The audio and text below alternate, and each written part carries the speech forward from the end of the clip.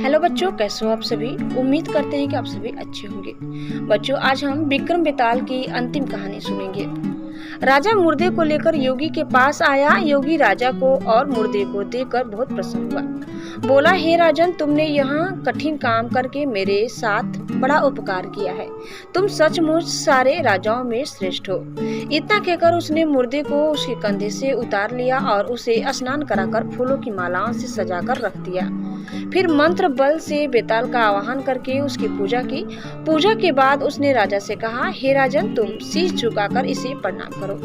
राजा को बेताल की बात याद आ गई। उसने कहा, मैं राजा हूँ, मैंने कभी किसी को सिर नहीं झुकाया। आप पहले सिर झुकाकर बता दीजिए। योगी ने जैसे ही सिर झुकाया, राजा ने तलवार से उसका सिर काट दिया। बेताल बड़ा खुश हुआ। बोला, राजन, यह योगी विद्याधरों का स्वामी बनना चाहता था, अब तुम बनोगे। मैंने तुम्हें बहुत हैरान किया है, तुम जो चाहो सो मांग लो।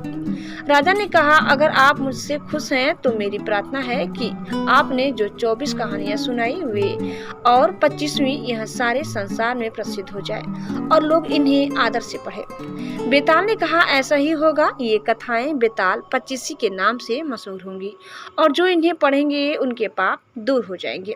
यह कहकर बेताल चला गया। उसके जाने के बाद शिवाजी ने प्रकट होकर कहा, राजन, तुमने अच्छा किया जो इस दुष्ट साधु को मार डाला।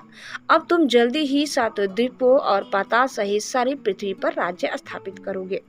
इसके बाद शिवाजी अंतर्ध्यान हो गए।